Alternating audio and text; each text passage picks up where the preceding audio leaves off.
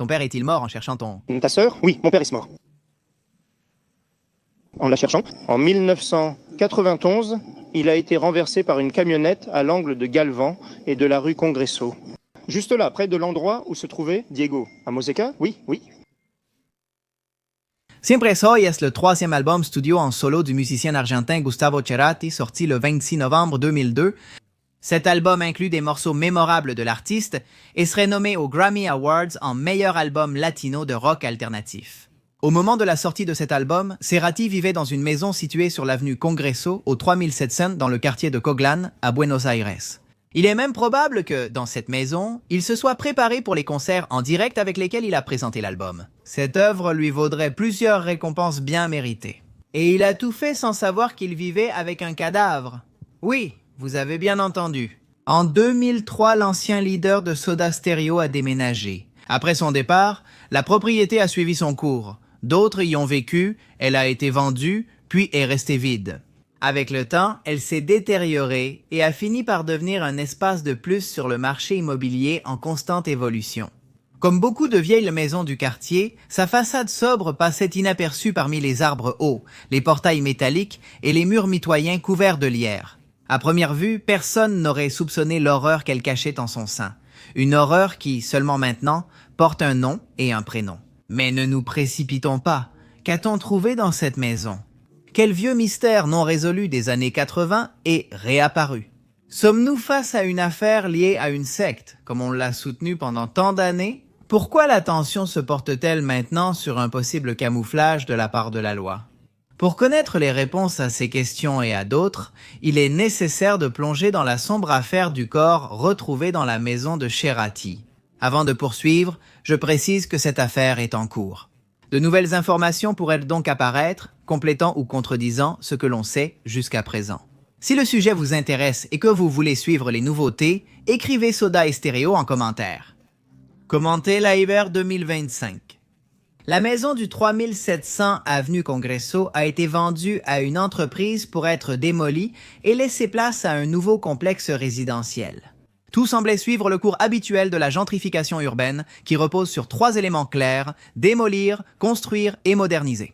Cependant, alors que les ouvriers avançaient avec les premiers travaux de démolition, quelque chose s'est produit qui a bouleversé les plans établis. C'est lors du déblayage de la terre dans la partie arrière, près du mur mitoyen qui séparait cette maison de la propriété voisine, qu'un des ouvriers a remarqué quelque chose d'étrange. Ce qui semblait n'être qu'un simple monticule compact s'est finalement révélé contenir des fragments d'os et quelques objets anciens. Le responsable des travaux a immédiatement arrêté le chantier et a prévenu les autorités. Ainsi, ce qui avait commencé comme une simple démolition de routine est devenu la scène d'un possible crime. Au fur et à mesure que les experts progressaient, des ossements sont apparus à différentes profondeurs, partiellement regroupés, mais de manière cohérente. Il ne s'agissait pas de restes dispersés par des causes naturelles, mais bien d'une sépulture. Quelqu'un avait enterré un corps humain de façon délibérée, mais sans respecter les protocoles d'une inhumation légale. Sans cercueil, sans tombeau et sans marque visible, il s'agissait sûrement d'une tombe clandestine en plein cœur. La ville de la Registradora était restée discrète, les autorités voulant avancer sans interférence. Cependant, l'association du site avec le musicien argentin a vite rendu l'événement viral sur les réseaux sociaux, qui ont exagéré la nouvelle et lui ont donné un aspect mystique. Beaucoup se sont efforcés de trouver des liens entre la découverte et les chansons de Cerati, comme s'il voulait prouver qu'il avait peut-être eu connaissance de ce secret. Après l'euphorie virale initiale, les choses se sont calmées, permettant d'avancer plus sérieusement. Ce qui était apparu était le début du fil pour se reconnecter à une sombre affaire qui était restée enfouie pendant 40 ans. Après des semaines ardues, environ 150 ont été retrouvés. Fragments osseux, ce qui a permis de reconstituer approximativement l'anatomie d'un corps. Ces premiers indices offraient une seule mais vitale certitude. Les restes n'étaient oppressants. Il ne s'agissait pas d'une mort récemment dissimulée, ni d'une affaire contemporaine. C'était quelque chose d'ancien, et cela signifiait que la recherche serait bien plus complexe. L'équipe argentine d'anthropologie médico-légale a été sollicitée. Forte de décennies d'expérience dans l'identification des victimes du terrorisme d'État, l'équipe a été la première à étudier chaque fragment avec la plus grande rigueur scientifique. L'analyse préliminaire a estimé qu'il s'agissait des restes d'une personne de moins de 30 ans au décès, de sexe masculin et avec une ossature robuste. Ils ont également déterminé que le corps avait reçu un coup de couteau mortel à la 4e côte droite. Et ils ont détecté des marques sur les bras et les jambes qui montraient une tentative ratée de dépeçage avec une sorte de scie. Au fil du temps, d'autres détails ont émergé, notamment la découverte d'objets significatifs près des os. Par exemple, il y avait un porte-clés orange en plastique avec une clé en métal. Ils ont aussi trouvé un nœud papillon abîmé, effiloché, taché d'origine inconnue, ainsi qu'une pièce de 5 yens japonais. L'objet le plus remarquable fut sans doute une montre Casio calculatrice, très populaire dans les années 80. Ces montres étaient presque l'emblème de l'époque. Symbole de modernité et de petit luxe accessibles aux étudiants ou adolescents technophiles, cette montre allait devenir vitale.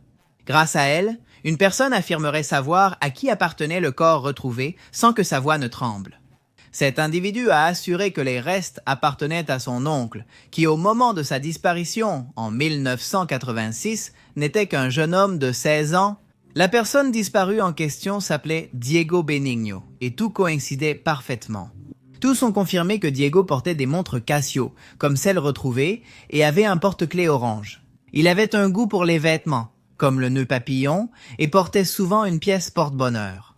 Par-dessus tout, et c'est le plus important, Diego avait disparu depuis des décennies. Après des mois à examiner les bases de données de personnes disparues, une information a enfin été trouvée, promettant de clarifier la situation. Diego avait 16 ans lorsqu'il a été vu pour la dernière fois. Il vivait à Belgrano, étudiait à l'École nationale d'éducation technique 36 et jouait aussi au football, chez les excursionnistes. Il s'entraînait presque tous les jours avec une discipline enviée par d'autres garçons de son âge. Alors que la plupart des adolescents préféraient passer leur temps à des passe-temps plutôt ludiques, Diego s'efforçait de se surpasser et de se préparer pour un avenir qui s'annonçait incertain mais stimulant. Le 26 juillet 1984, en plein hiver à Buenos Aires, le jeune homme est sorti de chez lui après le déjeuner, vêtu de son uniforme scolaire. Il a dit à sa mère qu'il partait chez un ami, mais n'est jamais revenu. On l'a vu pour la dernière fois cet après-midi-là au coin de la rue. Et Monroe. Sa famille, constatant son absence, s'est inquiétée. Ce n'est qu'à la tombée de la nuit qu'ils se sont rendus au commissariat 39 pour déposer la plainte. Ils sont arrivés désespérés, mais de l'autre côté du comptoir, on les a accueillis avec une froideur inhabituelle. Les policiers ont minimisé l'affaire, disant que Diego était sûrement parti avec une fille, ou qu'il reviendrait seul. La phrase a été répétée de façon cruelle et sans cœur, avec quelques variantes qui montraient toujours le même manque d'intérêt. « Il va bientôt revenir !» Ses parents dévastés ont surtout entendu cela, continuant tant bien que mal sans abandonner grâce au soutien de leurs 2 autres enfants. Ils ont fait des affiches de recherche, des tracts réclamant justice et ont même lancé quelques enquêtes privées, faisant le travail que les forces de l'ordre ne semblaient pas intéressées à accomplir. Ce n'est qu'après 2 ans et de nombreuses démarches qu'ils ont obtenu une couverture médiatique, un média ayant accepté de relayer l'incident. Un incident qui, avec le temps, ne semblait plus attirer l'attention de personne. Cela ne faisait que quelques années que l'Argentine avait retrouvé la démocratie. Jusqu'à récemment, être un disparu n'était pas une anomalie et beaucoup se comportaient comme si les choses continuaient dans la même direction. Le père de Diego a exprimé son indignation de la manière suivante, et je cite « La police dit qu'elle a 3000 cas similaires. Et regardez, c'est absurde. Dès le premier instant, ils ont qualifié cela de fugue du domicile. J'ai protesté et vous savez ce qu'ils m'ont dit? Que les formulaires étaient déjà imprimés. J'ai refusé de l'accepter, mais ce fut en vain. À quoi bon enquêter s'ils partent déjà du principe qu'il est parti et non enlevé? Le père de Diego a aussi présenté sa théorie à tous ceux qui l'écoutaient. Selon lui, son fils avait été enlevé par une secte qui aurait peut-être des liens avec les pouvoirs en place, ce qui expliquerait leur inaction.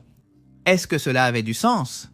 L'homme est resté dans le doute. Quelque temps plus tard, il est mort dans un accident de la route, le cœur brisé mais l'espoir intact que la vérité finirait par émerger. Des événements survenus seulement en 2025, et c'est ainsi que notre histoire revient au début.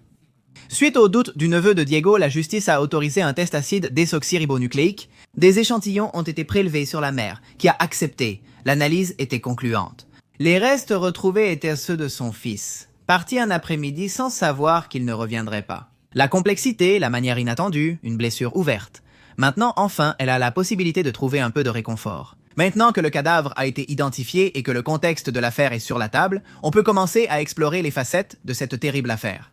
Pourquoi Diego a-t-il été tué? Que faisait-il sur cette propriété? Pourquoi son père était-il si convaincu de la présence d'une secte? Allons-nous enfin découvrir qu'il avait raison?